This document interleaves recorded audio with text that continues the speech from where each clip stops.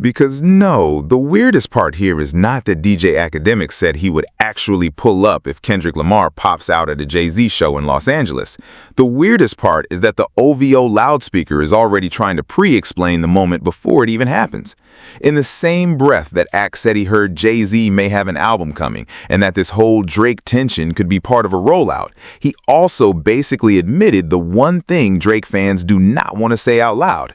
If Jay and Kendrick share a stage in LA, the conversation is gone, not dented, gone. And that matters way more than internet gossip, because now you are talking about Drake's name being dragged into a potential event built on scarcity, legacy, and real room-shifting power right around his birthday window, with Jay's first serious album chatter in years floating around the timeline, and Kendrick still sitting on that one appearance changes the whole week energy.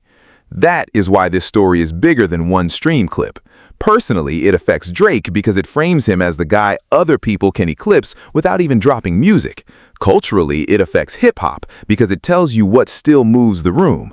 Bars, mystique, and stage command over endless content dumps. And systemically, it exposes how media proxies rush in early to control the meaning of a moment before the audience gets to react naturally. And when we get to what Ray Daniels started saying around all of this, plus why Ak's own timeline of the dates undercuts his argument, you're going to see that the rollout accusation is not some killer expose on Jay-Z. It looks a whole lot more like advanced damage control. Drop your thoughts in the comments, hit like and subscribe. Let's get into it. So here's the foundation. On recent clips making the rounds online, DJ Akademiks was talking about Jay-Z, rumored new music, and the possibility of an LA show becoming a massive cultural moment if Kendrick Lamar gets involved. Ak said he heard there was an album. He also pushed the idea that Jay could want Drake to respond so the smoke becomes part of a bigger rollout.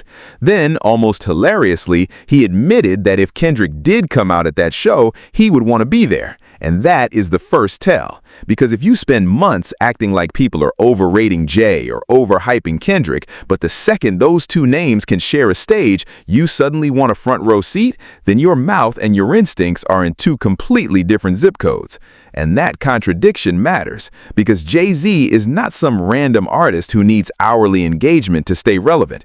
His last solo album, 444, dropped back in 2017, and yet even a whisper of a new project still bends the entire conversation.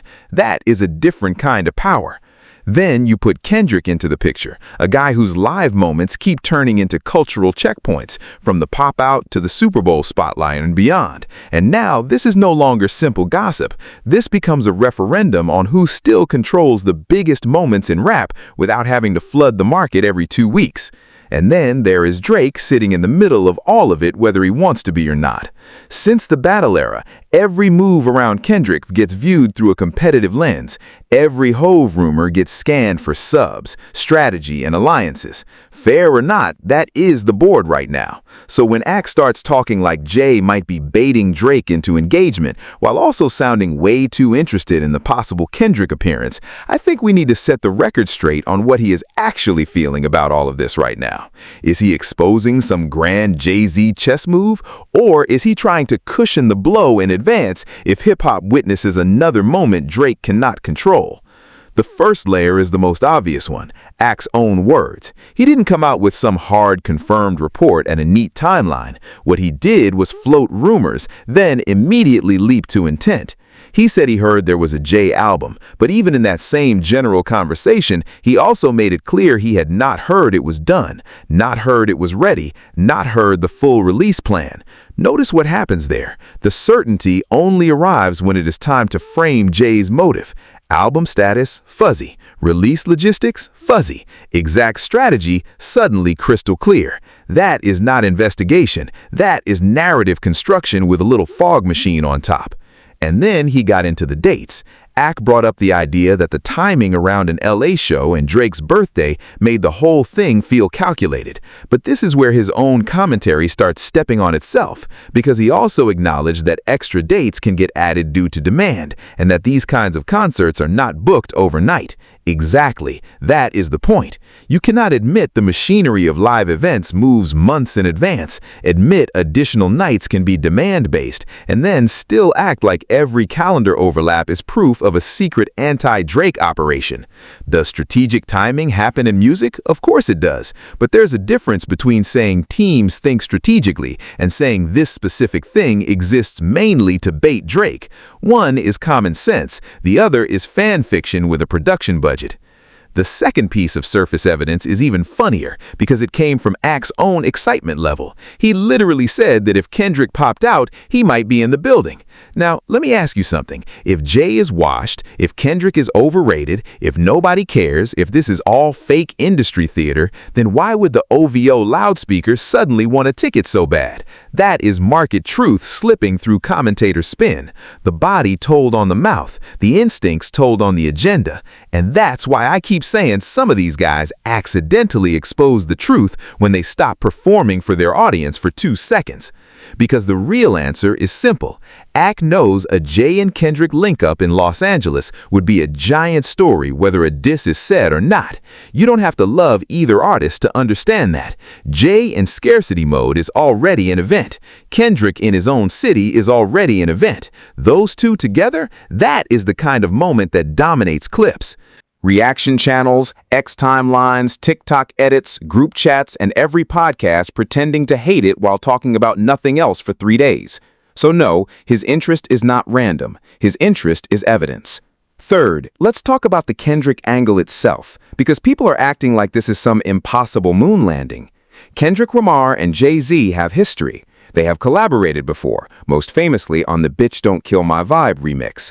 They are also linked by the simple fact that Kendrick's biggest live moments now operate at a level where culture stops and watches, and Jay-Z, through Roc Nation's role in major event spaces like the Super Bowl halftime ecosystem, has every reason to understand exactly what that kind of star power means. As Billboard and other major outlets have documented, Kendrick's recent run turned him into one of the defining live and cultural forces in rap again. So if there's a Los Angeles stage involved, why are people acting shocked that his name would come up? That is why the conspiracy framing starts looking goofy. If Jay were doing a big New York moment, people would immediately speculate about New York royalty. If he does something in LA, people are obviously going to say Kendrick. That is not code breaking. That is geography. That is relationship history. That is simple show-building logic. And if Kendrick does not show, fine. But the fact that Ak himself immediately saw the possibility tells you this is not some outlandish stretch dreamed up by haters in a basement. It is the most obvious high-impact guest anyone could imagine for that city. And one more thing before we move on. Notice how the mere rumor of Jay possibly having an album already changed the temperature online. No single, polished rollout page, no desperate teaser spree, no fake mysterious billboards every 6 minutes. Just a rumor, a date discussion, and maybe a possible Kendrick appearance, and the timeline starts acting like somebody pulled the fire alarm. Scarcity does that. Legacy does that. Real catalog weight does that. Which is exactly why the he needs Drake argument sounds a little pathetic on arrival. And oh, do I have more for you. Because once the podcast circuit and the rumor middlemen got involved, this thing went from awkward to transparent real fast. The OVO emergency response team is not going to like this one, but some of the loudest people trying to make Jay's every move about Drake ended up proving the opposite.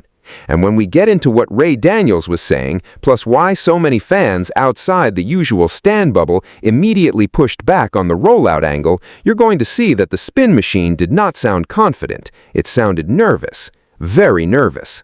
Now let's move into the cultural layer, because this is where the story stops being one streamer talking slick and starts looking like a coordinated framing effort. Ray Daniels, in clips that got passed around heavily in hip-hop spaces, was one of the voices pushing the idea that Jay could be using the smoke, the timing, and maybe a bigger play around a project to maximize attention. Some versions of the conversation leaned into the idea that Jay would be smart to use all this noise. Others leaned into the industry cheat code angle, like an artist of Jay's stature somehow needs external narrative fuel to get the culture looking his way. And that take got plenty of side eyes for a reason, because when other commentators started responding, including people in radio and podcast media who did not buy the full paranoia package, the pushback was obvious. Jay-Z does not need a Drake life vest to generate discourse. That is the absurd part. You can argue he is strategic. You can argue every major artist is strategic. That part is true. But the leap from strategic to dependent on Drake is where the logic breaks its ankle. Y'all know the difference. If LeBron laces up, ESPN does not need to staple another player's name to his jersey to get attention. Some names are already infrastructure. Hove is one of them. Then you have the community reactions, and honestly, this part told the story better than the media did. Across X, YouTube comments, Reddit threads, and hip-hop fan pages, a lot of people clocked the same contradiction. The same folks calling Jay irrelevant were suddenly hyperventilating over his rumored schedule, his possible guests, the symbolism of dates, and whether Drake should counter-program anything. Think about how crazy that is. If somebody truly does not matter, why are you gaming out their impact on your favorite artist's birthday? Why are you pre-writing excuses for a concert that hasn't even happened yet? Why are you worried about a maybe? And to be fair, I want to acknowledge the counter-argument because it is the one reasonable pushback here. Yes, superstar teams absolutely think about windows, optics, and timing. Yes, hip-hop history is full of artists stepping on each other's moments, dropping on symbolic dates, or using tension to spark broader attention. That part is not conspiracy, that is the business. But here's where the overreach collapses. Adding a second show because demand is there, or inviting the biggest possible hometown figure for an LA performance is no some smoking gun. That's standard premium event logic. That's how you maximize a market. The exaggerated version of the theory only works if you pretend normal concert strategy doesn't exist. And then there's the cultural memory piece, which a lot of these takes conveniently skip. Kendrick's recent live moments haven't just been successful, they've been gravitational. The pop-out changed the internet for a night. His halftime appearance under the Roc Nation-produced Super Bowl structure became one of the most discussed live performances in music. Every time he pops out, the room reorganizes itself. So when Ox says he would show up if Kendrick hits that stage, what he's really admitting is that he understands the hierarchy of live relevance even if his commentary lane refuses to say it cleanly. He knows that some artists don't need daily access to dominate the conversation. They just need the right moment. There was also a smaller but important side plot in all this. Once Hove album talk started heating up, you could see longtime rap media figures, legacy commentators, and deep catalog fans re-enter the chat in a totally different way than they do for a routine weekly release conversation. Old J verses started getting reposted. Freestyle clips got resurfaced. People started talking about what a J album in this climate would even sound like, what features would make sense, whether Kendrick would fit, whether Drake should or should not answer if subs appear. That is cultural evidence too. The room did not react like a rollout victim. The room reacted like a serious artist might be walking back into the building. So by now, the pattern is pretty obvious. Act frames it one way, the broader culture hears something else. Rami and others amplify the drama. Fans outside the stand bunker point out the contradictions. And the more everybody talks, the more the theory that Jay needs Drake starts sounding manufactured. But here is where the fun stops, because once you look at how these narratives get built, you realize this was never only about a show or a birthday or even a possible Kendrick pop-out. This is about who gets to control the meaning of a moment before the moment arrives. Because this is the part people miss. In 2025 era hip-hop, the most valuable asset is not even the song first. It is attention architecture. It is narrative ownership. It is who gets to tell the audience what they're looking at before the audience decides for themselves. And that is why this whole thing deserves a harder look. Jay-Z's side of the board operates on scarcity economics. Drake's ecosystem and the content machine around it operates on saturation economics. Those are two completely different business models competing for the same thing, cultural dominance. Scarcity economics means you say less, appear less, and turn each appearance into a premium event. Fewer touch points, higher impact. Think luxury release logic, not fast fashion content logic. Jay has not needed to be outside every week because his brand equity is tied to mystique, legacy, and the idea that when he moves, it matters. In business terms, that creates massive earned media value. One rumor, one freestyle, one possible guest appearance, and suddenly every platform is doing free marketing for you. That's not cheating. That's the reward for decades of cultural capital.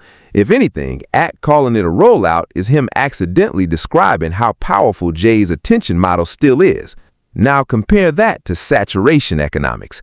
That model thrives on constant visibility, perpetual conversation, algorithmic presence, and keeping the audience fed so often that silence itself becomes the threat. There is real power in that too. Streaming, playlist culture, side content, gambling streams, sneak disses, direct fan contact, that ecosystem can dominate sheer volume. But here's the catch. Saturation struggles against moments of extreme symbolic value. 100 pieces of content can lose to one unforgettable scene. A flood can still get beaten by a lightning strike. And Jay plus Kendrick in LA feels like lightning, which is exactly why the loudest defenders rushed to start weather reporting before the storm arrived. That brings us to the second systemic angle, proxy framing. I want y'all to pay attention here because this is where the whole thing clicks. Media figures who are deeply identified with one camp often act like narrative insurance brokers. They do not just report events, they pre-price the interpretation. So if the event happens and it hurts their preferred side, they have already installed the excuse. If Jay announces music and the culture goes crazy, it was a calculated rollout. If Kendrick appears and clips go nuclear, it was staged to provoke Drake. If Drake does not respond, he was above the bait. If he does respond and loses the room, well, at least the narrative already said it was a trap. Do you see how tidy that is? That's not neutral commentary. That's inoculation. It's the same logic companies use in crisis communications. Get in front of the event, assign motive early, reduce surprise, and protect the brand. And to me, that's what Act sounded like here more than anything else. Not a guy exposing some giant secret, but a guy installing padding around a possible cultural impact zone. Because if this supposed Jay moment really couldn't hurt Drake's aura, nobody would need to pre-spin it. You don't build insurance for a possibility that can't damage you. And the irony is vicious. By trying to frame Jay as the one using Drake, the OVO loudspeaker ended up centering Drake in a story that already was proven it didn't need him. Think about that. The entire "he's using Drake for rollout" line only works if you concede that Jay and Kendrick sharing air would create a massive wave. Congratulations, that's the concession. You already gave up the game. You already admitted the event would be so culturally overpowering that the only way to soften it is to reclassify it as manipulation instead of organic excitement. This is also why the numbers-only crowd gets uncomfortable here, because this kind of moment cannot be fully measured by first-day streams. It lives in timeline dominance, clip replay value, second-day debate shows, fan identity panic, catalog uplift, and the kind of aura transfer money can't easily manufacture. A Jay Kendrick appearance would spike attention across both catalogs, raise anticipation for any rumored project, and redraw the week's hierarchy without anybody having to say, "Look at my stats." It's the museum exhibit beating the content farm. And yes, I know some people hate hearing that, but the culture tells on itself when the room gets quiet. So here's the truth bomb, and it's the whole video in one sentence. The Jay-Z is using Drake for rollout narrative is not an expose on Jay-Z at all. It's an admission from the OVO media wing that they know a Jay and Kendrick moment would be too big to dismiss after the fact. That's why they're trying to dismiss it before the fact. That's the play. That's the reveal. The rollout accusation is a pre-written excuse packaged as insider analysis. Look at the chain. AK says he heard there's an album, but not with enough certainty to report the full plan.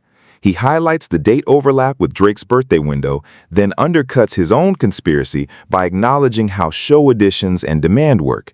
He says he would personally want to be there if Kendrick performs, which tells you he recognizes the event value.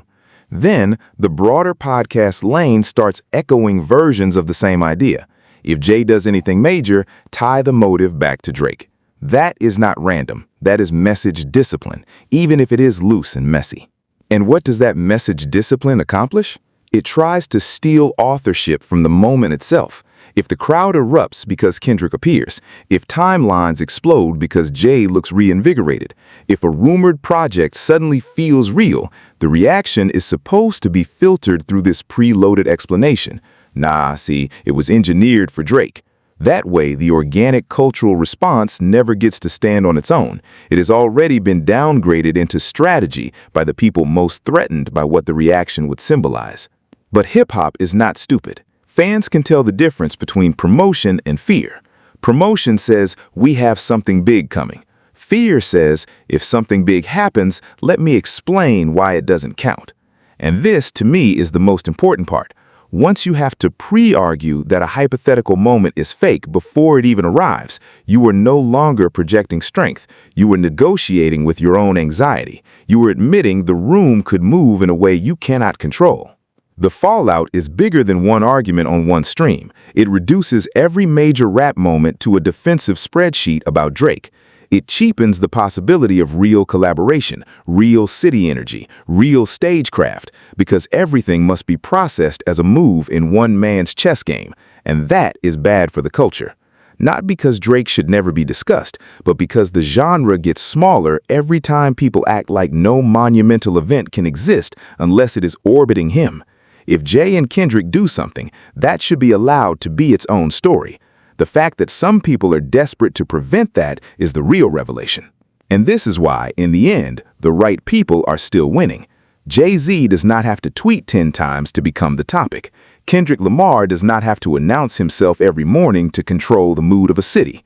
Their power in this story comes from results, not pleading. One has not dropped a solo album in years and still can send rap media into a frenzy off rumor alone. The other only has to be whispered into the guest list conversation for even his loudest critics to start pricing flights and crafting disclaimers. That is not luck. That is earned gravity. Go back to AK's contradiction because it tells the whole story.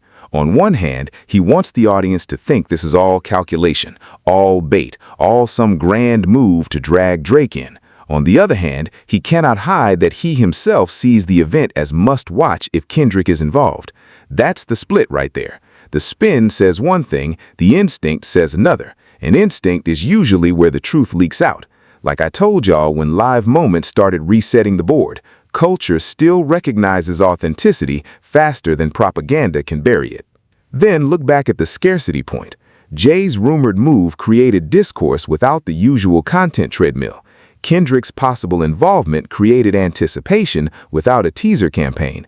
That matters, because in an era where everybody is trying to out-volume each other, the artists who can still win with precision look different. They look calmer. They look more dangerous. They look like they understand that one perfect moment can embarrass 100 noisy ones. One side is planning explanations. The other side only has to walk on stage. And I also want to say this clearly. If Kendrick does not pop out, the analysis still stands. If Jay never drops the rumored project, the analysis still stands. Why? Because the reaction already exposed the hierarchy. The OVO loudspeaker already told you the event mattered. The podcast lane already told you they felt a need to frame it. The fan response already told you most people can smell exaggeration when it is wrapped in industry insider language. So whether the final trigger happens or not, the truth has already surfaced. The room is nervous for a reason. That is why I'm actually optimistic about where the culture is right now. People are getting better at spotting manufactured narratives in real time. They're less willing to let every major hip-hop event be shrunk into one Stan War talking point. And the artists who still do every part of the job to a high level, bars, stage presence, timing, symbolism, keep separating themselves from the guys who need a comment section army to explain why the scoreboard should look different than it feels. So now we wait, because this is only the start. Watch the LA date conversation. Watch whether the Jay-Z album chatter gets firmer. Watch whether Kendrick's name keeps surfacing around that possible show. And definitely watch how the Drake media orbit talks before anything official even happens, because that part may tell us more than the event itself. If the disclaimers get louder, you already know why. If the spin gets more aggressive, you already know what they're trying to get in front of. And if Kendrick does step on that stage, or if Hav turns rumor into reality, this whole conversation is going to hit another level fast. So stay locked in here because we're going to break all of it the second it moves. Let me know below, is AK genuinely just excited as a fan, or did he accidentally expose pure preemptive damage control? And if Jay really is setting the table for something bigger, should Kendrick be part of that moment at all? Because the next video we need to do might be even crazier. The real reason Drake's smartest move in this entire situation could be silence, and why one wrong response could trap him in a comparison he cannot stream his way out of. That one is going to get uncomfortable.